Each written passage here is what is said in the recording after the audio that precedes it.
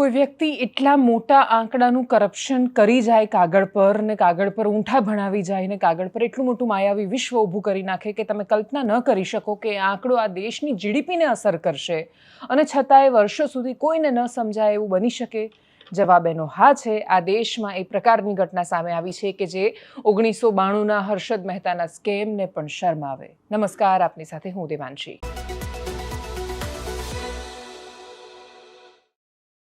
રાજેશ મહેતાએ કરેલા 15 લાખ કરોડના કૌભાંડ વિશે વાત કરતા પહેલા શરૂઆત ગુજરાતના સમાચારથી. ગુજરાતમાં ભારતીય જનતા પાર્ટીએ પોતાના રાજ્યસભાના ઉમેદવારો જાહેર કરી દીધા છે. માનસી પરમાર, રાજુ શુક્લ, જીતેન્દ્ર કંજરિયા અને મુકેશ રાઠવા, આ 4 નામ ભારતીય જનતા પાર્ટી દ્વારા શરૂ કરવામાં આવ્યા.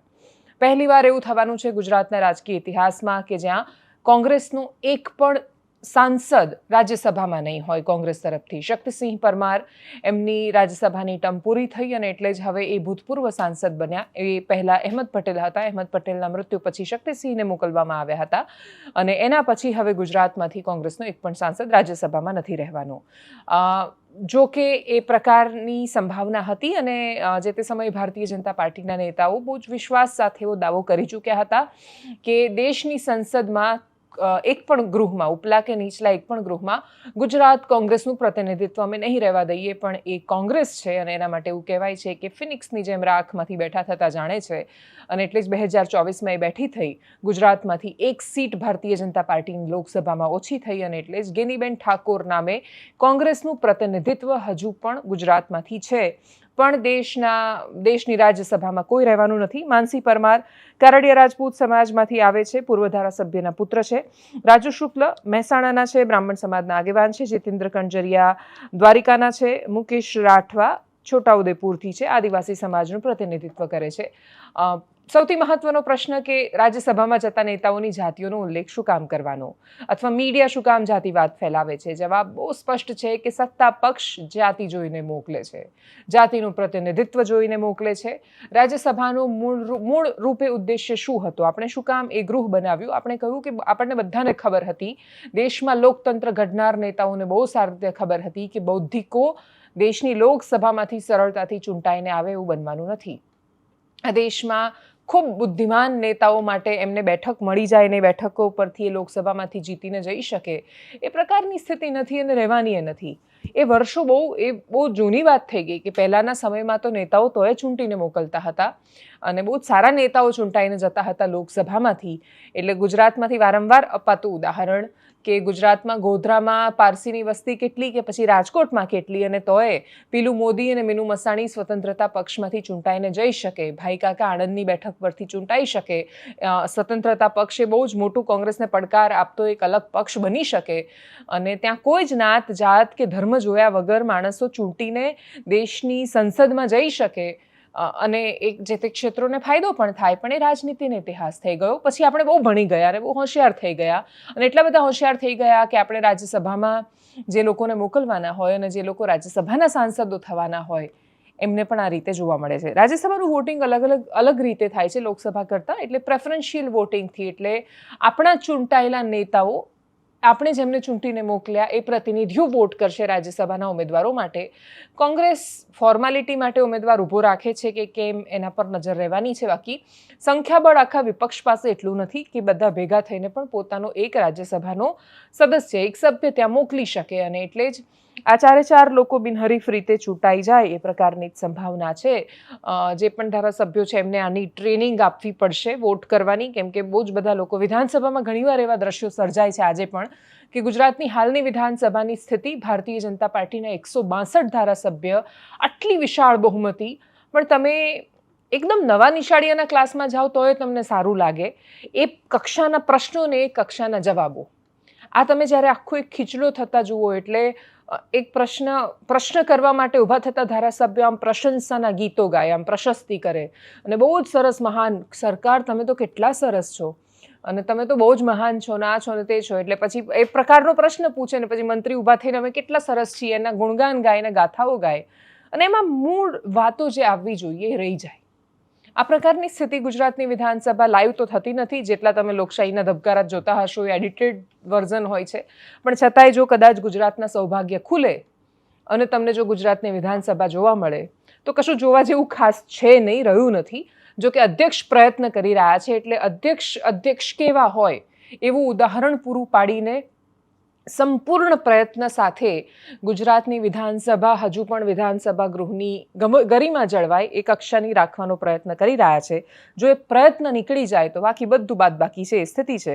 રાજ્યસભામાં જતા સાંસદો રાજ્યસભાના અર્થને સાર્થક કરીને ખૂબ સરસ રીતે પોતાની કામગીરી કરે એવી અપેક્ષા, એમને ખૂબ શુભેચ્છાઓ. બહુ જ મહત્વના ચહેરાઓ છે અને ભારતીય જનતા પાર્ટીને એમ પણ જે પેલું કોથળામાંથી બિલાડું એ પ્રકારની આદત પણ છે. એટલે નામ આવ્યા એના પછી પ્રેસ નોટ આવવામાં પણ સમય લાગ્યો હતો કે કોણ ક્યાં છે ને શું છે.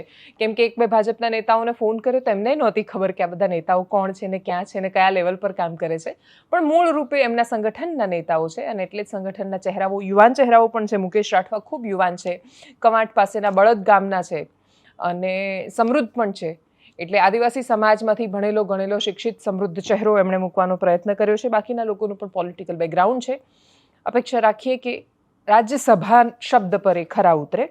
આગળ વાત કરીએ એન્ટી કરપ્શન બ્યુરોના એવા કામોની કે જે સતત તમે જ્યારે દરરોજ પ્રેસ નોટ વાંચો ત્યારે તમને થાય કે નહીં, એસીબી સરસ કામ કરી રહી છે. એસીબી વારંવાર એવો પ્રયત્ન કરે નાગરિકોને એવું કહેવાનું કે તમારી પાસે કોઈ લાંચ માંગે છે તો 1064 પર તમે ફોન કરો. અમે તમને એવું કહી રહ્યા છીએ કે તમને એવું લાગે છે કે તમારી પાસે કોઈ લાંચ માંગી રહ્યું છે, તમે સહમત નથી તો ફોન કરો એ હેલ્પલાઇન પર. પ્રશ્ન એ છે કે શું સમાજને કરપ્શનથી સૂગ છે? શું સમાજ ખરેખર એવું ઈચ્છે છે કે એને ભ્રષ્ટાચારથી મુક્ત થવું છે?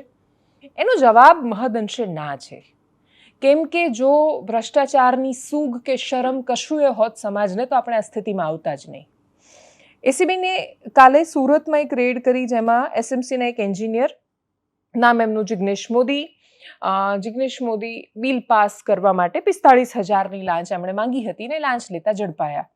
એ લાંચ લેતા ઝડપાયા એટલે સ્વાભાવિક રીતે ક્લાસ 2 કર્મચારી આ રીતે લાંચ લેતા ઝડપાય એટલે બધા જ લોકો કહે કે આ એસીબી જબરદસ્ત કામ કર્યું, ટ્રેપ કરીને એક એન્જિનિયરને પકડી પાડ્યો.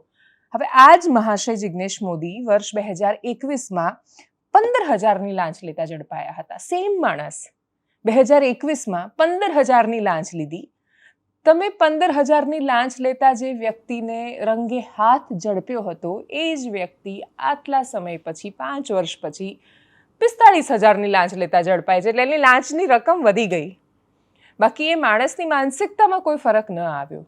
આવું કેવી રીતે થઈ શકે? તો જવાબ બહુ સ્પષ્ટ છે કે આવું કશું પણ થાય ત્યારે મોટાભાગે કર્મચારીઓને સસ્પેન્ડ કરી દેતા હોય છે. એ સસ્પેન્ડ કર્યા પછી પાછા ફરજ પર હાજર કરી દે છે, કેમ કે કોર્ટમાં કેસ ચાલે ત્યાં સુધી એ પ્રક્રિયા ચાલ્યા કરે અને પછી અનંત કાળ સુધી ચાલ્યા કરે. એમાં નિવેડો આવે અને પછી કશુંક આપણી સામે ઉદાહરણ પ્રસ્થાપિત થાય એવા જૂજ કેસ છે. કાગળ પર એક ટ્રેપ થઈ એના પછી વ્યક્તિને અધિકાર છે પોતાને નિર્દોષ સાબિત કરવાનો અને એ અધિકારનો ઉપયોગ એ વર્ષો સુધી કર્યા કરે અને અધિકારનો ઉપયોગ કરતાં એ ફરી હાજર થઈ જાય. એની લાંચની રકમ 15,000માંથી 45,000 થઈ જાય. સ્થિતિઓ બહુ ન બદલાય. સૌરાષ્ટ્ર પાસે એક ઉર્જા વિભાગમાં કામ કરતા એક અધિકારી એ લાંચ માગતા હતા. એક વ્યક્તિનો ફોન આવ્યો. અમે કહ્યું તમે ફોન કરો એન્ટી કરપ્શન બ્યુરોમાં, એ લોકો કરશે મદદ. તો એમણે કહ્યું કે આજ બેન 3 વર્ષ પહેલાં લાંચ લેતા ઝડપાયા હતા, ફરી હાજર થઈ ગયા છે અમારા જિલ્લામાં અને બેખૌફ રીતે લાંચ માંગી રહ્યા છે. એટલે સૌથી વધારે આપણે એવું માનીએ કે આવું થવાથી અસર શું થાય તો કે એમની ઇજ્જત પર અસર થાય. પણ કરપ્શન કરતા માણસોને એવું નાક હોતું નથી કે જે એમને એવું લાગે કે કરપ્શન કરશે ને પછી એનાથી એ છાપે ચડશે તો કપાઈ જવાનું છે. કેમ કે કરપ્શન કરતા પકડાવાથી આ લોકોનું નાક કપાઈ જતું હોત તો જિગ્નેશ મોદી 15,000માંથી અપગ્રેડ કરીને 45,000ની લાંચ લેતા ન ઝડપાયા હોત. આ આપણી વ્યવસ્થાનું પ્રતિબિંબ છે આપણી સામે. આપણે એને કેટલી ગંભીરતાથી લઈએ છીએ એના પર બધો જ આધાર છે. પોલીસ સિવાય બહુ ખાસ બીજા ડિપાર્ટમેન્ટમાં એસીબીના કેસથી પ્રેશર આવતું હોય એવું બહુ વિશેષ રૂપે બનતું નથી. હવે વાત કરીએ એવા કૌભાંડની જેની કલ્પના કરવાથી પણ ધ્રુજી જવાય. 1992માં સ્કેમ નામની સિરીઝ આવીને એના પછી તો બધાએ જોઈ લીધું કે શું થયું. 15 લાખ કરોડનો આખો આ કેસ છે શું કે જેણે આખું શેર માર્કેટ હલાવી દીધું, લોકોના વિશ્વાસ પર સવાલ કર્યો, દેશની વ્યવસ્થા પર પ્રશ્ન કર્યો. 1992નો હર્ષદ મહેતા કે પછી સત્યમ કોમ્પ્યુટર્સના જે કાંડ આવ્યા હતા એને પણ શરમાવે એટલું મોટું કૌભાંડ શેર માર્કેટમાં થયું. એક કંપની કાગળ પર એણે માયાજાળ ઊભી કરી 15 લાખ કરોડનું સામ્રાજ્ય બતાવ્યું અને પછી આખા દેશની જીડીપીના આંકડા પર પ્રશ્ન થાય એ પ્રકારની સ્થિતિ લાવીને મૂકી દીધી. કંપનીનું નામ રાજેશ એક્સપોર્ટ્સ. એ ભારતની સોના અને ચાંદીના દાગીના બનાવતી કંપની, વિદેશમાં નિકાસ કરતી સૌથી મોટી કંપનીઓમાંથી એક છે એવો એનો કાગળ પર દાવો હતો. બેંગ્લોરમાં એનું હેડક્વાર્ટર, એના પ્રમોટર, એનો મુખ્ય ચહેરો રાજેશ મહેતા. થોડા સમય પહેલા સુધી કાગળ પર આ કંપની ભારતની સૌથી વધુ કમાણી કરતી કંપનીમાંથી એક હતી અને વર્ષો પહેલાં એણે સ્વિટ્ઝરલેન્ડની ખૂબ મોટી ગોલ્ડ રિફાઇનરી ખરીદી લીધી હતી. શેરબજારનું નિયમનકાર સેબી, એણે આ કંપની પર ભારતીય કોર્પોરેટ ઇતિહાસનું સૌથી મોટું કાગળ પરનું કૌભાંડ કરવાનો ગંભીર આક્ષેપ મૂક્યો છે. ભારતીય શેર માર્કેટના ઇતિહાસનું સૌથી મોટું. કંપનીએ ચોપડે એવું બતાવ્યું હતું આખો સ્કેમ કેવી રીતે કર્યો. એણે એવું બતાવ્યું કે એની 99% કમાણી એની વિદેશની જે સબસિડીરીઝ છે, પેટા કંપની છે, એમાંથી આવે છે. પણ જ્યારે સેબીના ઓડિટર્સે સ્વિટ્ઝરલેન્ડની એ કંપનીના અસલી ઓડિટેડ રિપોર્ટ્સ તપાસ્યા તો ખબર પડી કે એમનો અસલી નફો એ માત્ર 542 કરોડ હતો. બાકીના હજારો લાખો કરોડની જે રમત હતી એ માત્ર કાગળ પર થઈ રહી હતી. આક્ષેપ એ છે કે એના માલિક રાજેશ મહેતા, જે પ્રમોટર છે કંપનીના, એમણે કંપનીના કરોડો રૂપિયા પોતાના પર્સનલ શેર ટ્રેડિંગ માટે વાપરી નાખ્યા. 15 લાખ કરોડ એટલે કેટલા રૂપિયા? એ સમજવા માટે આપણે ભારતની આખા વર્ષની જીડીપી સમજવી પડે. ભારતની આખા વર્ષની કુલ જીડીપી એના 4.5 થી 5% જેટલી રકમે આશરે થાય છે. એટલી મોટી રકમ છે આ 15 લાખ કરોડ. ને એમાંય મોટા ભાગે એક્સપોર્ટનો ડેટા બતાવે છે. એનો મતલબ કે સરકાર જે ઐતિહાસિક એક્સપોર્ટનો ડેટા બતાવતી હતી એનો 3-4% હિસ્સો તો આ જ કંપનીમાંથી હશે. વિચારો કે કોઈ એક જ કંપની દેશની આખી અર્થવ્યવસ્થાના 5% જેટલો બિઝનેસ માત્ર કાગળ પર ખોટો બતાવી દે તો એનાથી બીજું મોટું આશ્ચર્ય કયું હોઈ શકે? આ કોઈ ખાનગી ઝઘડો નથી. આમાં સામાન્ય માણસ એટલા માટે સીધી રીતે જોડાયેલો છે કેમ કે એમાં ઇન્વેસ્ટ કરનાર કોણ? LICનું જ્યારે LICએ શેર માર્કેટમાં પૈસા રોકવાનું નક્કી કર્યું ને ત્યારથી લોકોને આ પ્રશ્ન હતો કે તમે દેશની નફો કરતી કંપનીને કેમ ત્યાં ધકેલી રહ્યા છો? સરકારી વીમા કંપની LICએ આ કંપનીમાં 10.80% જેટલો હિસ્સો છે. એટલે LICએ 10.80% જેટલા રૂપિયા કંપનીના એમાં રોકેલા હતા. એટલે કે LICએ સામાન્ય જનતા જે પ્રીમિયમ ભરે છે, સામાન્ય માણસ જે 1000-2000 રૂપિયા કરીને વીમો લે છે, એ રકમ પ્રીમિયમની એ ત્યાં શેર માર્કેટમાં નાખેલી હતી. 1.94 લાખ જેટલા નાના અને મધ્યમ ભારતીય રોકાણકારો એવા છે કે જેમણે આ કંપનીના શેર્સ ખરીદેલા હતા. સેબી આદેશ કર્યો, કંપનીનો શેર 5% તૂટ્યો. 1000થી ઉપર હતો, 103 પર આવીને રોકાઈ ગયો છે. એક દિવસમાં 12,715 કરોડ રૂપિયા સ્વાહા થઈ ગયા છે રોકાણકારોના. રાજેશ એક્સપોર્ટ્સે સરકારી કેનેરા બેંક, એના 509 કરોડ રૂપિયા એ ડિફોલ્ટ કરી દીધા છે. કહ્યું છે ચૂકવી શકે એમ નથી. હવે આખરે એ લોન વસૂલવા માટે ઓપન હરાજીની તૈયારી કરવી પડી રહી છે. રાજેશ મહેતાનું વર્ઝન એવું છે કે સેબીને કોઈ મિસઅન્ડરસ્ટેન્ડિંગ થઈ છે, કાગળો રજૂ કરવામાં એમને કંઈ સમજણની ચૂક છે. આગળ જતાં જે પણ થાય, હાલની સ્થિતિ એ છે કે 15 લાખ કરોડ રૂપિયા એક માણસ કાગળ પર બતાવી ગયો. એ કાગળ પર એવું બતાવતો ગયો કે અમે આટલું એક્સપોર્ટ કરીએ છીએ, આટલું કમાઈએ છીએ, માનતા ગયા. લોકો માર્કેટમાં પૈસા રોકતા ગયા. LICએ 10% હિસ્સો ખરીદી લીધો. એટલી હદ સુધી એણે ત્યાં રોકાણ કર્યું. એ સામાન્ય માણસોનું શું? LIC અથવા LICની સાથે સાથે બહુ જ મોટો જે સરકારે કમ્પલસરી જ્યારે PF રોકવાની પણ નવી જ્યારે સ્કીમ આવી NPS, અને એમાં પણ સરકારે જ્યારે કહ્યું કે અમે એ પૈસા માર્કેટમાં લગાવીશું અને લિક્વિડ અમાઉન્ટ રહેશે, ત્યારે પ્રશ્ન આ જ હતો રોકાણકારોનો કે સરકાર પોતાની ઈચ્છા પ્રમાણે પૈસો લગાવે છે. નાના કર્મચારીઓના કે મોટા કર્મચારીઓના, સામાન્ય માણસોના પ્રીમિયમના રૂપિયા તમે કેવી રીતે એવી કંપનીઓમાં લગાવો છો જે કંપનીઓ કાગળ પર છે? આ દેશની સૌથી મોટી કંપની જે ગણાતી હતી, આ દેશની સૌથી વધારે નફો રણનારી જે કંપની ગણાતી હતી, તમે એવું કહ્યું કે આ જીડીપીનો 3-4%, 5% જેટલો હિસ્સો છે એ કાગળ પર હતી. અને એટલે આ દેશમાં અપાતા આંકડાઓ પર ભરોસો કેવી રીતે કરવો? પ્રશ્ન માત્ર એટલો છે. LIC જ્યાં પૈસા રોકે છે એ કંપની પર તો સામાન્ય શેરધારક કરવાનો છે ભરોસો. નોર્મલ માણસ માટે LIC એ વિશ્વસનીયતાનું બીજું નામ હતું. સરકાર માટે જ્યારે અર્થવ્યવસ્થાને લગતા ભવિષ્યમાં જ્યારે પણ પ્રશ્નો આવશે ત્યારે આ પ્રશ્ન કોઈ 15 લાખ કે 12 લાખ કે 10 લાખ આટલા કરોડના સ્કેમનો નથી. પ્રશ્ન વિશ્વાસનો છે, ભરોસાનો છે. એક લિસ્ટેડ કંપની પર તો માણસ ભરોસો કરશે ને, એને એવી કંપની પર જેમાં સરકારી કંપની આટલા બધા રૂપિયા રોકી રહી છે. તમે જે PFના પૈસા માર્કેટમાં રોકી રહ્યા છો, તમારે જે કંપનીને મોટી કરવી હશે, કંપનીને રાતોરાત મોટી કરી દેશે સરકાર. કેમ કે એનું મેનેજમેન્ટ એ કયા ફંડમાં રોકાય છે એની ચોઈસ નથી મળતી. PF જેનું કપાય છે એ માણસોને એટલે જેમાં જે પ્રોફેસર્સને છે એ લોકોનું તો કેટલું બધું પીએફ કપાતું હોય છે. જેટલી મોટી નોકરી, મોટો પગાર, એટલું તમારો પીએફ કપાય. અને એ કપાયા પછી જ્યાં રોકાઈ રહ્યું છે એનો તમારી પાસે કોઈ હિસાબ નથી ચોખ્ખો. LICનું પણ બિલકુલ એવું છે. હું જ્યારે એક LIC લઈ રહી છું, એ મને લિક્વિડમાં ઇન્ટરેસ્ટ આપવાની છે આવનારા સમયમાં. LICની ટેગલાઇનના કારણે હતું ને, એને જીવન આનંદ ને બાકીની બહુ બધી સ્કીમ એવી હતી જેના માટે એવું કહેવાતું કે જિંદગી કે સાથ ભી, જિંદગી કે બાદ ભી. વિશ્વસનીયતાનું બીજું નામ LIC બન્યું હતું. LICનો 10% હિસ્સો રાજેશમાં હતો. અને એટલે જ એ બતાવે છે કે દેશના શેર માર્કેટની સ્થિતિ શું છે. આ જ પ્રકારની અવિશ્વસનીયતાના સમયમાંથી આખા દેશનું અર્થતંત્ર અને એટલે જ RBI પણ પસાર થઈ રહી છે. બ્લુમબર્ગે રિપોર્ટ કર્યો, RBI એને નકારી દીધો. રિપોર્ટ એ હતો કે RBIએ રૂપિયો બચાવવા માટે સોનું વેચી દીધું છે. હકીકત શું સામે આવી? બ્લુમબર્ગે શેના આધાર પર આ રિપોર્ટ કર્યો? RBI શું કહી રહી છે? 850 ટન જેટલું સરેરાશ આશરે એટલું સોનું RBIએ કહ્યું કે આપણી પાસે જેટલા ટન સોનું હતું એટલા ટન સોનું યથાવત છે. એટલે ફિઝિકલી જે સોનું હોવું જોઈએ યથાવત છે, અમે વેચ્યું નથી એવું RBI કહી રહી છે. અને RBI કહી રહી છે તો એ સાચું જ કહેતી હશે, એ ભરોસો કર્યા સિવાય આપણી પાસે એમ પણ છૂટકો નથી ને, એટલે જેવું માની લઈએ. રિપોર્ટ શેના આધાર પર થયો? ચર્ચાઓ શું કામ વહેતી થઈ? શું RBIએ સોનું વેચી દીધું છે? આ પ્રકારના પ્રશ્નો એટલે થયા કેમ કે એની વેલ્યુએશનનો જે રિપોર્ટ આવ્યો એના પર પ્રશ્ન હતો. હવે વેલ્યુએશન એ અલગ વિષય છે.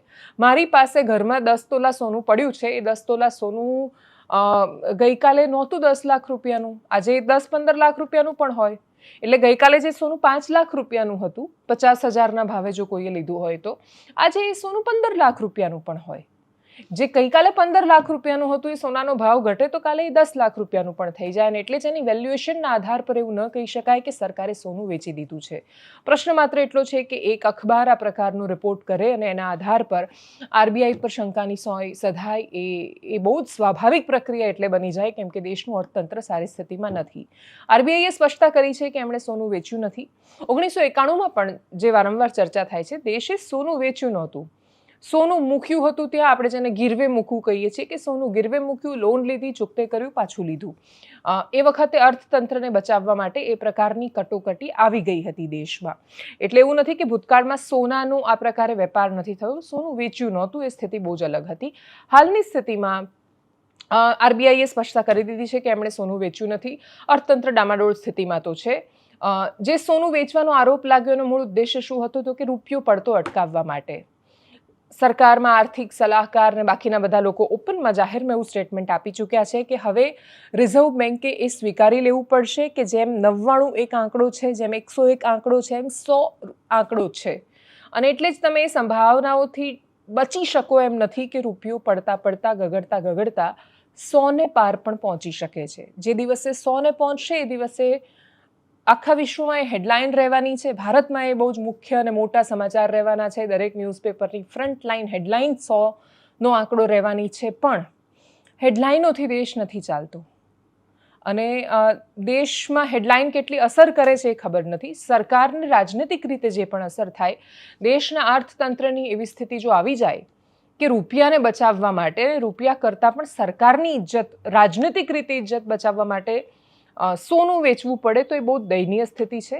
અપેક્ષા રાખીએ કે RBIએ જે સ્પષ્ટતા કરી છે એ બહુ જ સાચી વાત હોય કે એમણે સોનું ન વેચ્યું હોય ને RBIએ જે કહ્યું એ સાચું માની લેતા આ વાતને એ રીતે જ આપણે લઈશું. એનાલિસિસમાં અત્યારે બસ આટલું જ. જો આપ અમને YouTube પર જોઈ રહ્યા છો તો સબસ્ક્રાઇબ કરો, Facebook પર જોઈ રહ્યા છો તો ફોલો કરો, વિડીયોને શેર કરો. નમસ્કાર.